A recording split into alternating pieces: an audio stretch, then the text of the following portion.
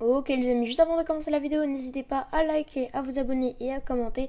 C'est très important pour plus de vidéos.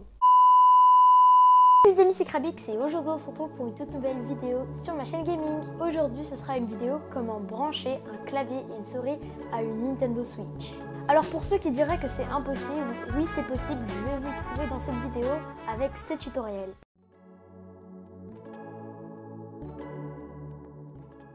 Pour le matériel les amis, il vous faut premièrement un clavier, que ce soit un clavier gaming ou non, c'est la même chose, le tutoriel va fonctionner.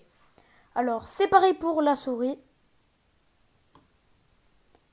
Le cœur du tutoriel, ce sera le convertisseur de clavier souris pour la console, compatible avec PS4, PS3, Xbox One et Nintendo Switch de la marque Spirit of Gamer.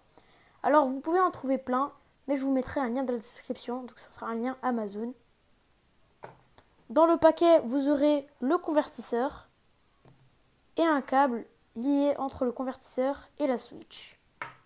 Et bien sûr, pour que tout ça fonctionne, il vous faut la Nintendo Switch.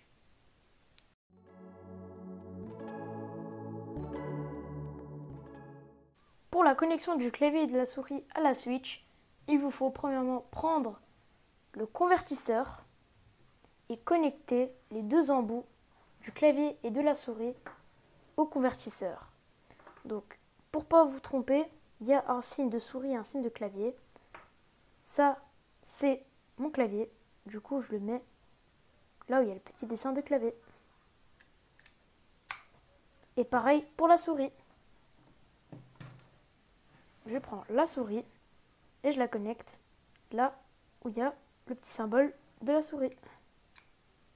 Ensuite, il vous faut le câble, donc que je répète, est fourni avec.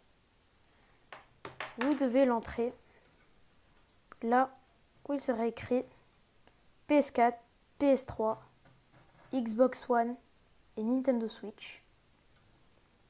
Vous allez mettre dedans.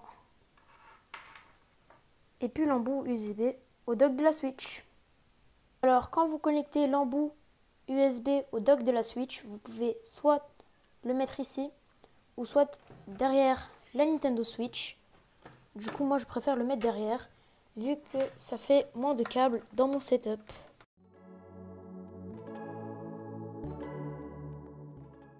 Une fois le convertisseur branché au dock, il clignotera en rose.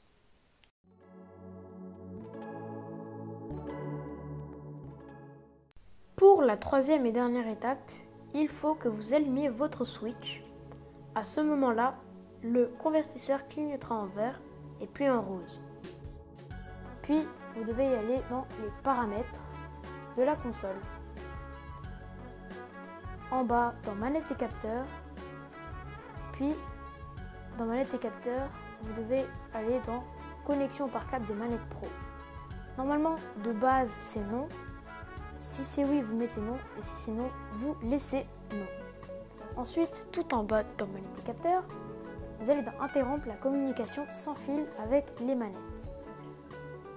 Un petit message vous marquera qu'il vous faut que vous retirez la console de la station d'accueil. Pour ceux qui ne connaissent pas la station d'accueil, c'est le dock de la Switch. Puis avec votre manette Pro ou les Joy-Con, vous devez rester appuyé sur X. Et du coup, ça déconnectera vos manettes Pro ou votre manette Pro et vos ou votre Joy-Con. Alors, si vous avez une manette Pro, eh ben, vous pouvez laisser connecter vos Joy-Con. Mais si vous avez que des Joy-Con et non une manette Pro, eh ben, vous devez faire avec l'écran tactile, vu que du coup, vous aurez déconnecté les Joy-Con de la console. Bon, personnellement, je vais le faire avec l'écran tactile, mais je peux aussi le faire avec les Joy-Con. OK. Et ensuite, vous remontez en haut. Et cette fois-ci, connexion par câble des manettes Pro, j'avais dit qu'il fallait mettre non. Mais une fois que vous avez fait la manipulation pour déconnecter la manette Pro, vous remettez oui. Ou vous mettez oui. Ensuite, rendez-vous dans manette. Puis dans changer le style, l'ordre. Et là, il faut que vous remettiez votre Switch dans le dock.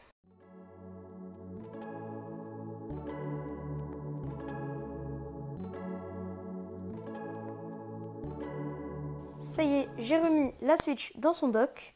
Du coup, tout s'est rallumé. Ensuite, là, on va passer à la manipulation du clavier. Donc, c'est CTRL 2. Vous pouvez le spammer si ça ne s'affiche pas directement. Alors, je rappelle que ça ne va pas mettre un logo clavier-souris.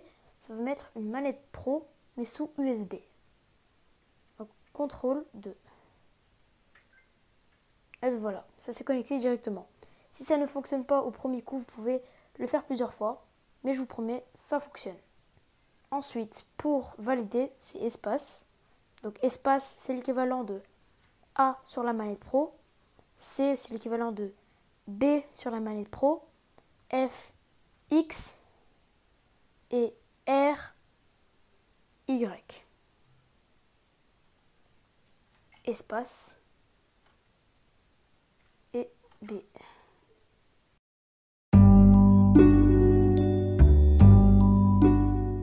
Et maintenant la partie bonus, la configuration. Donc encore une fois dans les paramètres. Donc vous voyez ça fonctionne bel et bien. Espace. Ensuite dans manette et capteur, encore une fois. Puis dans changer la configuration des boutons.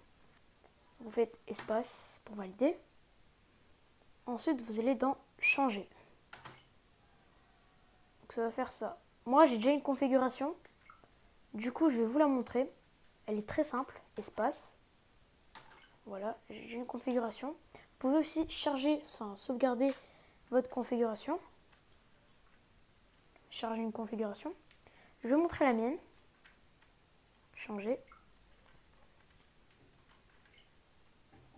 Du coup voilà, j'ai inversé X en Y et Y en X. Pour comme ça, sur Fortnite, je peux prendre avec F.